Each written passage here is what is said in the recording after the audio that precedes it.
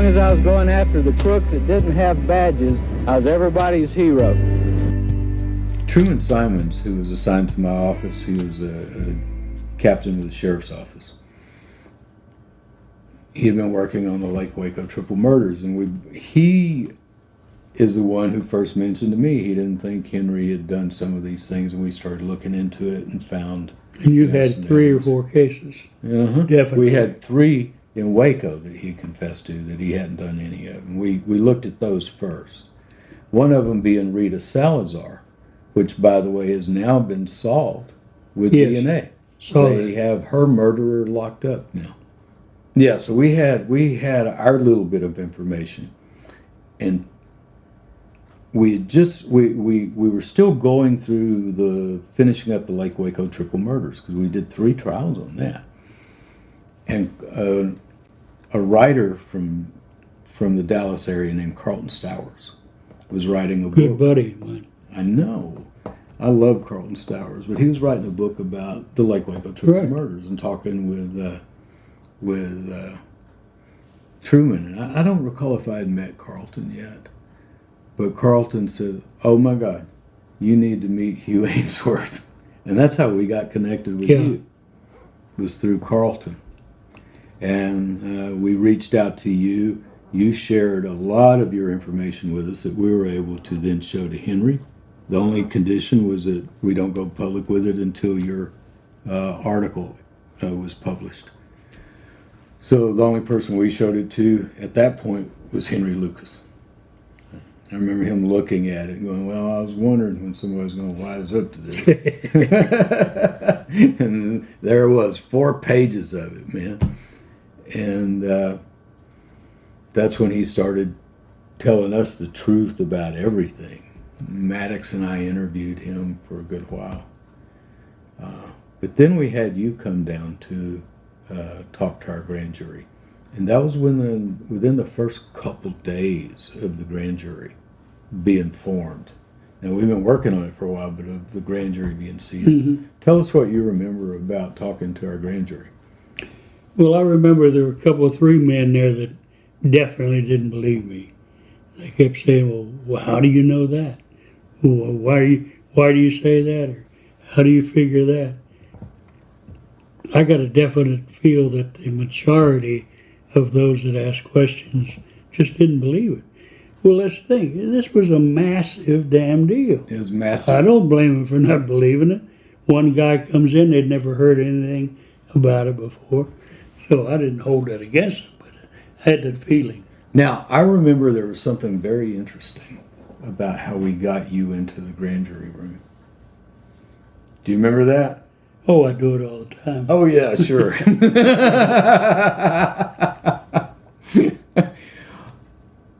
The Mclennan County Courthouse is 4 stories. And on the top floor is the grand jury room. And on the outside of the wall is this rickety old fire escape that goes down 4 floors down into the alley. Tell us what you did. Well, I didn't want, there were a lot of press pretty much involved and interested. Oh, the halls were packed. You so I didn't want to, this was 2 days, 3 days before this story was due to run. And I didn't want the coverage that I was there. So the only way up there without, as you said, they were in every hallway and every stairway. I said, well, I'll go up the fire escape. And I did. I tried to talk him out of it. We'll get some pictures of that fire escape, and we'll put it up on our website and on the YouTube channel. So you came up those 4 flights of rickety stairs on the outside of that 100-year-old courthouse into the grand jury room. Not a lot of good reception in the beginning. How long did you testify? I don't recall, but I would think about 45 minutes. Oh, wow. I thought it was longer than that. Could have been. I thought you were there really about half a day. So, where do you see this thing going now? I don't know where we see it going now because things have changed so much in our society. We've got so many people fighting against the police for the way that they treat some minorities.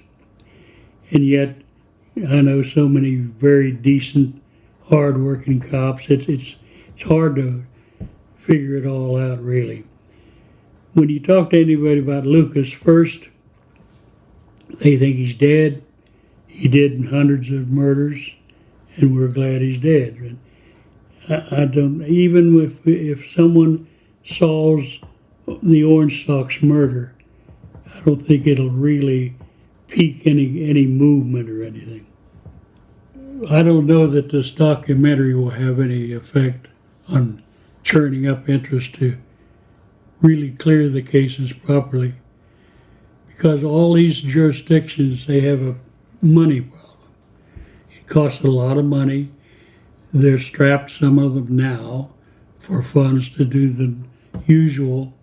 So I'm afraid it isn't going to happen that way. I'd like to see it happen, of course. And it would benefit so many people who carry this around in their heart. But I don't really look forward.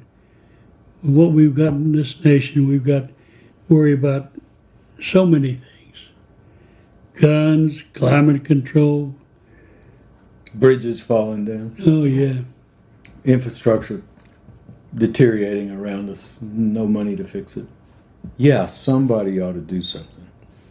But who is that somebody? Right. Who's going to fund that somebody? Exactly. That somebody And you're needs a talking name. about a lot of money. A lot of money. And that somebody needs a name so that somebody else can call and say, hey, how's it going? What are you doing with our money? Where are you making progress? Have you closed any cases? Have you figured out Lucas didn't do this one yet? Have you taken his name off of it? Is it an open case yet? Yeah, somebody needs to do something. But who's going to be that somebody? Maybe we ought to look around for a foundation, law enforcement type foundation. That would be good. That could fund it. Yeah. But you're going to need somebody with subpoena power and some authority to really get it done, or a lot of these jurisdictions just will not cooperate. Very true. Yeah, we need a central authority. My position is that the feds help create this mess. The feds have the money, let them fund it. It's a national thing. It crosses state lines. I mean, here you were, trying to straighten it out, trying to say, look at this. And what do? They send the feds in to shut me up. Let them fix it. I really think they should. The Justice Department needs to beef up their public integrity unit. In 1980, there were only 5 staff members in the public integrity unit. Really? They don't care about dirty cops, see? No. So we need a better public integrity unit, and it could be run out of the public integrity unit to straighten out these false confessions. Well, maybe we'll have a chance to comment along this line after this show. I hope so. I really hope so. A lot of people that listen to podcasts are more my generation coming up. Yeah. And it's hard for me to grasp how big Lucas was back then. So if you can comment on just, what was he like? Was he the Tom Cruise at the time? Like, how big was he? Because we hear serial killer great, but, we didn't grow up and we didn't understand the scenario that was able to grow a Lucas into this plume of destruction. I don't know how to answer that, but it was the biggest farce in law enforcement history. And never before, to my knowledge, have we had anything like this, where a recognized and respected state or federal agency got involved and pushed it wrongly, falsely. But I don't know how to characterize it other than it's the biggest hoax in law enforcement history. Yeah. And why do you think they kept pushing it, even when they knew they were wrong? Self-aggrandizement. Look, they became heroes. Like the West Virginia deal where the cop shot himself in the stomach one time. And I remember they talked to Henry, and Henry said, yeah, me and Otis did it. He hadn't met Otis for 2 more years.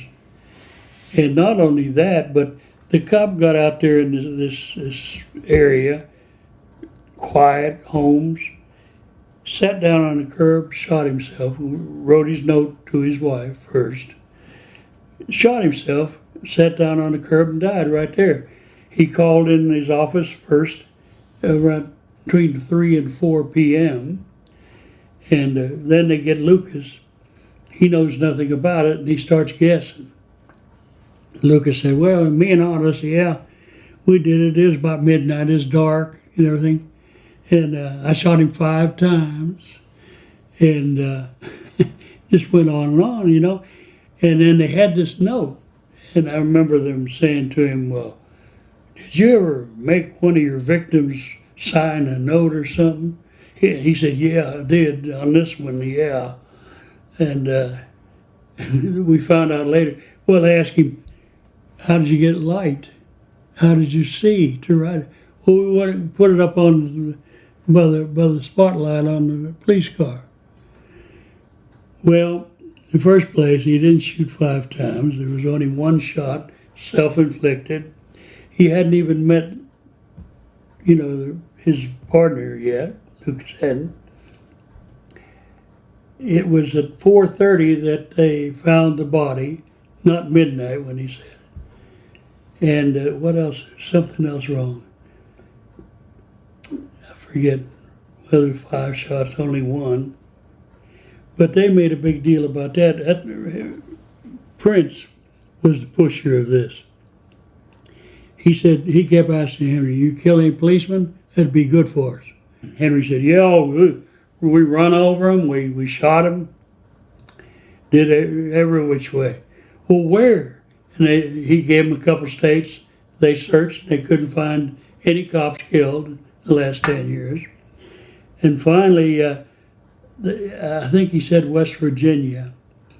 And somebody came up with, well, there was a cop that died 10 miles east of there over in the next state. So they zeroed in on that. And what happened was they took Lucas up there. He testified that he did it. And the widow got $1 million in insurance money. And they threw a party for Lucas. Lucas told me that Boutwell kissed him on the head, told him what a great job he'd done. And the bad part there was that the mayor knew the whole story. He came to me and told me the whole story early on. And he died before they could do the deal with the fake trial and all, you know. But that type of thing, I remember I had to go up to New Jersey to testify. Guy had killed his wife. Somehow he got a new trial, and they were saying Lucas did it. And I had to go up and testify as to where Lucas was, hundreds of miles from the scene at the time of the death. But it's just, I don't know, it's so bizarre. It's just a clearinghouse, and it seems like It was. you said for the cops. And yet they got guns given to them, they got plaques, they were heroes. God, what a ridiculous thing. Yep. Pretty messy. Pretty messy. Pretty messy. That's wild. Hey, you mentioned a name a while ago I'm familiar with, Bill Alexander. Yeah. Bill and I were on the same side on a criminal case one time, defending some people here. A 12-week trial with Bill Alexander one time up here in Dallas. I really like him. He was irreverent, tough, but he was a good guy. He's a good lawyer. I really got to like him. I bet I know how you got to know him. Well, he was top assistant here in the DA's office. And he prosecuted Jack Ruby. Wait, covered every day of that trial. No, Yeah. I missed 2 days. I know there's that famous photograph of Bill holding Jack Oh, yeah. Ruby's pistol. Yeah. Bill was tough, and he was irreverent. But I liked him very much. And he helped me with a lot of things.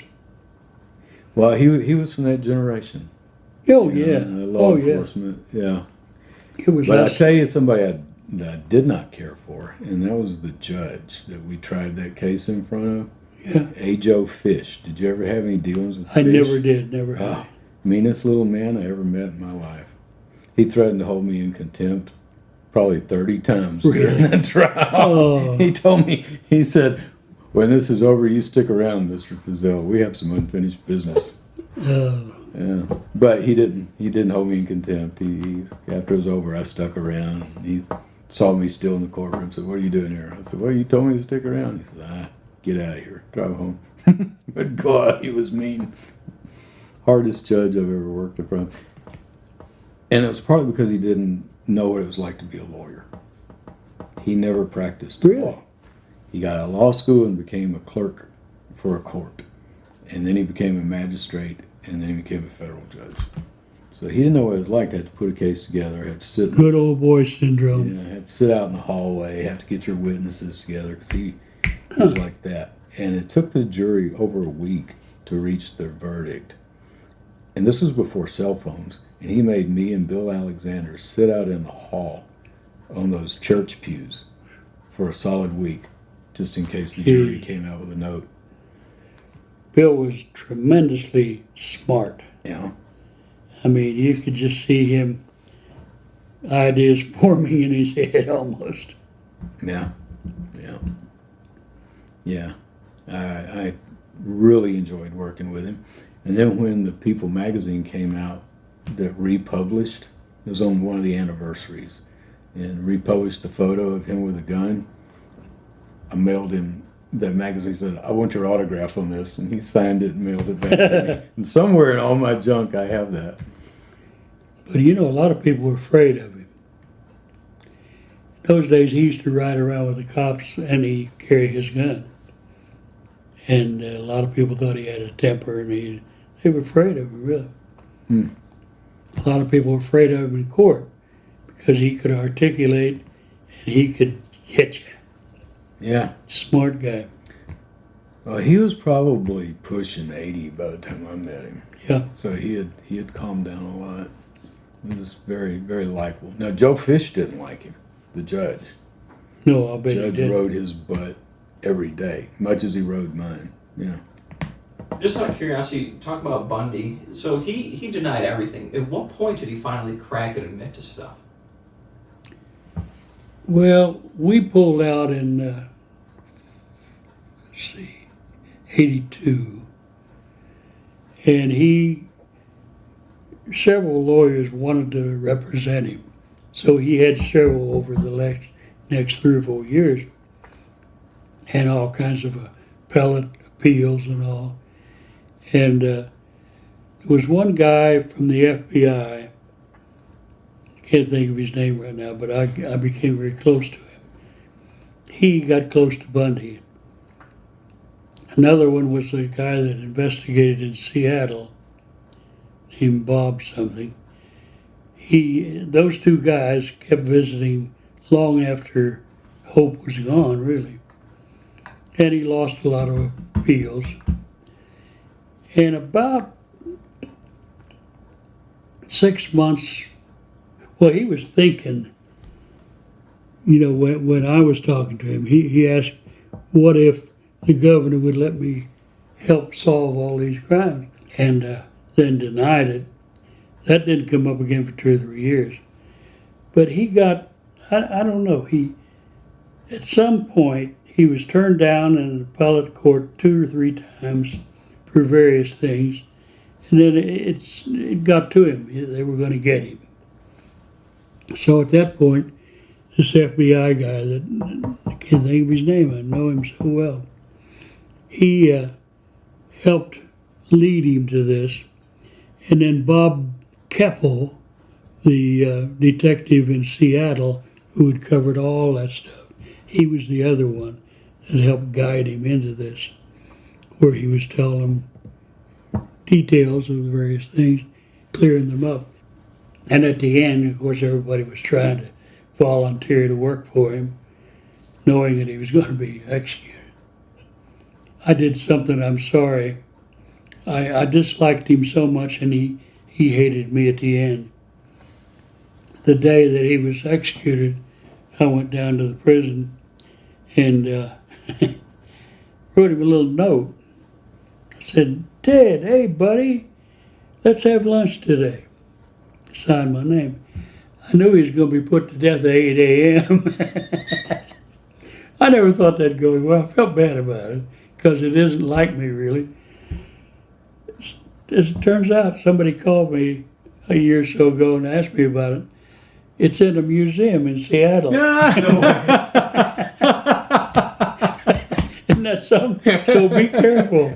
Be careful. Oh my God. That's funny. That is funny.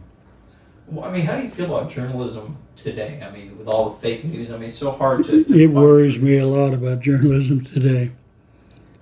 It's fake news isn't just Trump saying it. It's there. It's every day. It's every hour. You don't know what to watch. You don't know what to believe. Thank God there's some real stalwarts still in our business. New York Times, Washington Post. Dallas News is doing better than it used to. I don't know. It worries me because so many people are so busy. They're either on their computers or their laptops or their phones, and they don't get the real story in many cases. I saw Fox News yesterday for the first time in several months, and I was just amazed. I was amazed how they can say the things they say and purport to be bringing you news when you almost can predict in advance what they're going to say. We're in some trouble in this country. Yeah. We've just become our news is just yelling heads, giving opinions. I'm sort of glad I'm 87. Social media presence that I can find. Well, I For have an author, very he has little, none. except the kooks and the JFK thing. My son died a couple of years ago. Actually, we didn't know whether he had cancer. He just died. He was only in his 40s. He came up to me before he died and he said, "Dad, did you get any kind of deal from the government, any kind of payment, for working for the CIA?" I said, "Sit down, son, sit down." Let me tell you how that all came up. And this is how you can get entrapped. I was going to Cuba in '82, and you couldn't deal with the Cuban government at that time.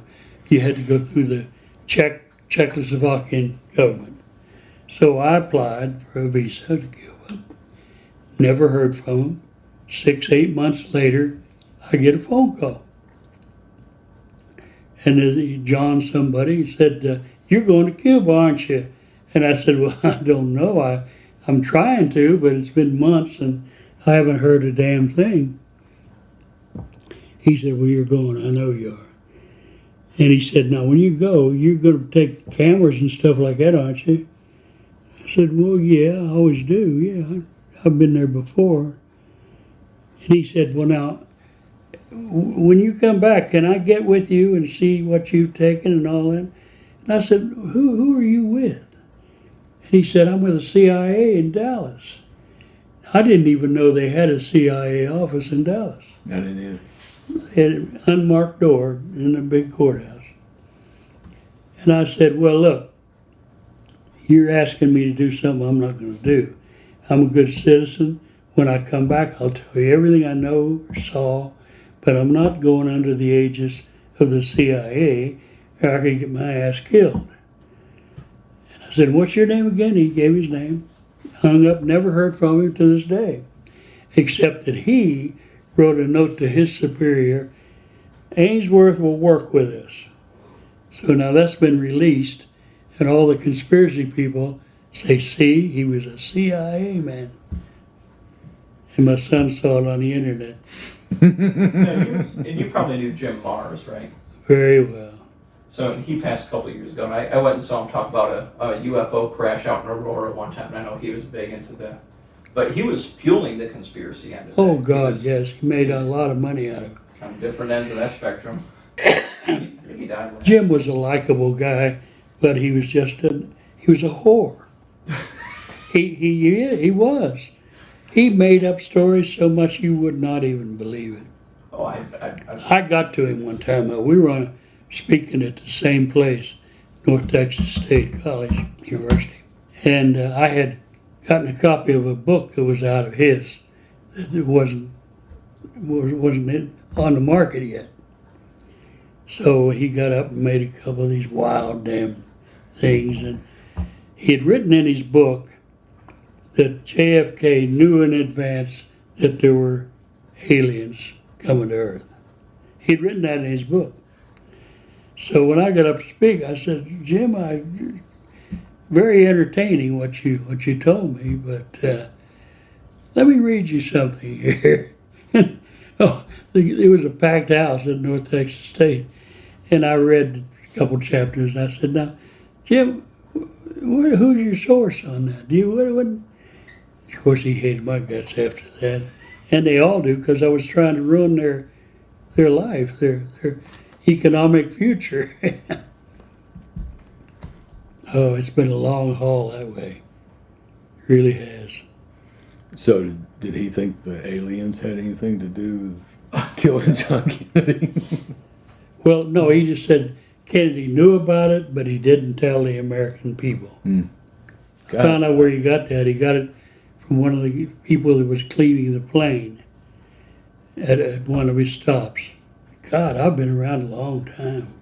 I come into things. I got a call from a woman that thinks that I helped kill her father. And she said, no, I'm not mad at you, but let me tell you about this, that, and the other. This was a Russian spy that lived in Dallas for a while and worked for an oil company here. And he'd won all kinds of awards from the Russians. Oh, brave awards. And I got a tip on it. Me and another reporter ran it down. And we got his name, and he was living in Connecticut at the time. And we knew that he'd done certain things, slipped him certain oil-type developments type stuff. And I called him, I remember, up in Connecticut. And I said, is this Mr. So-and-so who worked for the Russian government for 25 years? And he said, yes, it is. I knew I had him then, But I figured he'd run. And I said, I'm with the Dallas Times-Herald, and we've found out what you were doing when you worked for this oil company here in Dallas, and I'd like to talk to you about it. He said, that was so many years ago. He said, so many years ago. And I said, I understand, but it's still quite a story when you find a guy that operated many years in a town in Texas. And he said, well, let me come down and talk to you. So I said, fine, that's great. We'd love to talk to you. Love to have your explanation. Love to see you. He came down a few days later. We put him up at the Adolphus Hotel, and he started telling the stories we knew were just totally wrong. Said his dad worked for Ford Motor Company. Growing up, he remembered him bringing tires home and all kinds of which completely made up, because we knew where he was from, where he grew up. And so finally he said, well, look, he said, if you do this story, I'm just going to shoot myself. And I said, well, that's your prerogative, but I hope you don't. And he said, I want to see your editor. And I said, that's fine, I'll take you to the editor. So we took him down to the Times-Herald, editorial staff, about 5 or 6 people. And he said, first, I want to tell you, my wife will kill me if she finds out about this. She didn't know.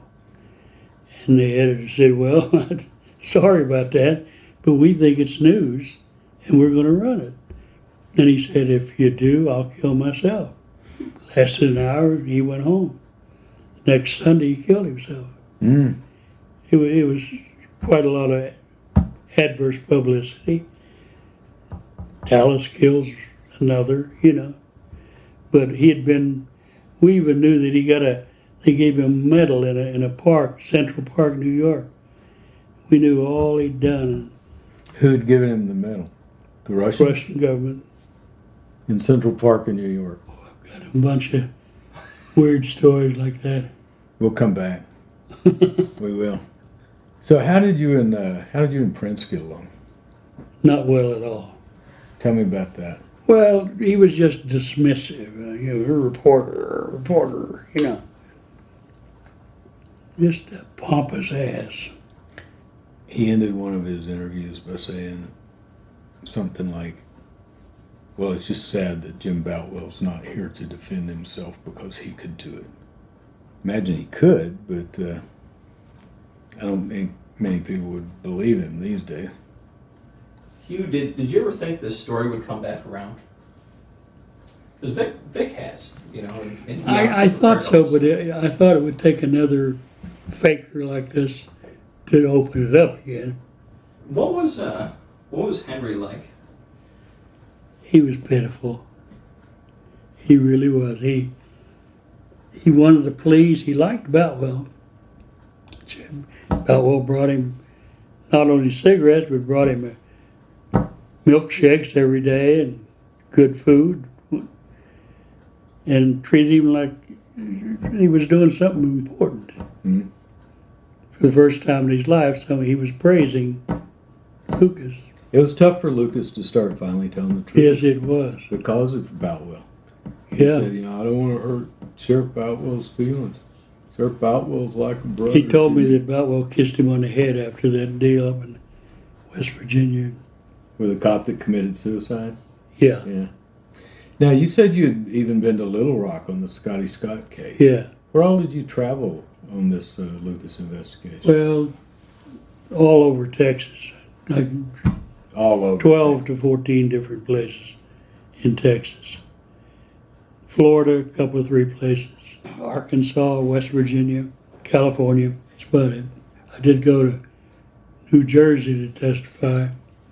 Wife was killed by her husband. He got a new trial and they blamed it on Lucas. And I had to go testify that Lucas was not there and was not within hundreds of miles. And I've gotten calls from Washington State, a couple others I don't recall. I don't know if I ever told you about this. After Boutwell found out that we were looking into Lucas, but before we called the grand jury together, they made an appointment with the defense attorney who had represented one of the murderers in the Lake Waco murders, the one that Carlton wrote the book about.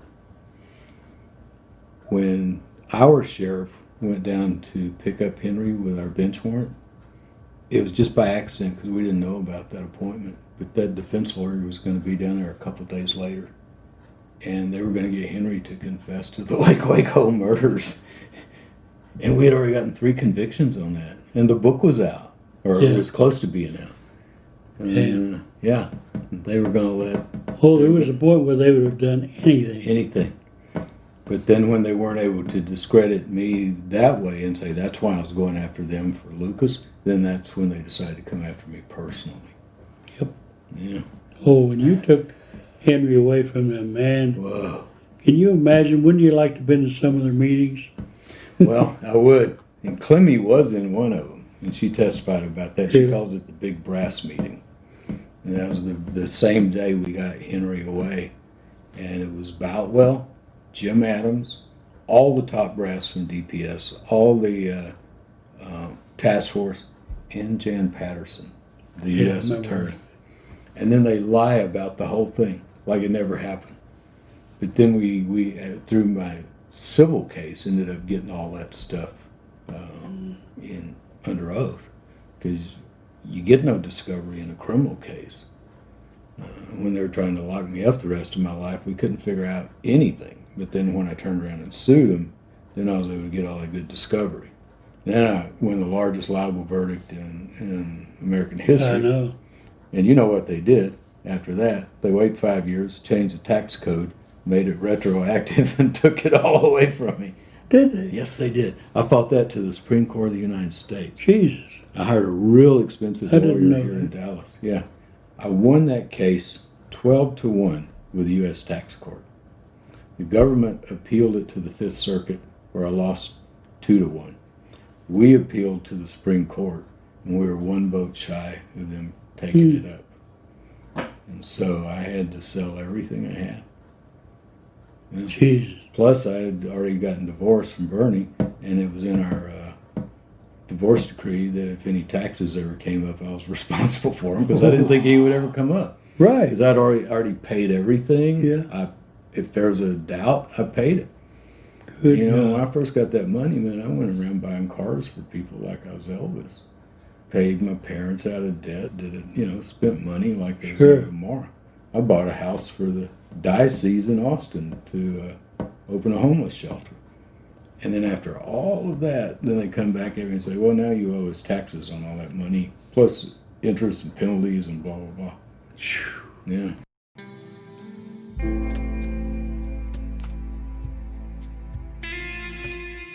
Hi, I'm Vic Feazell.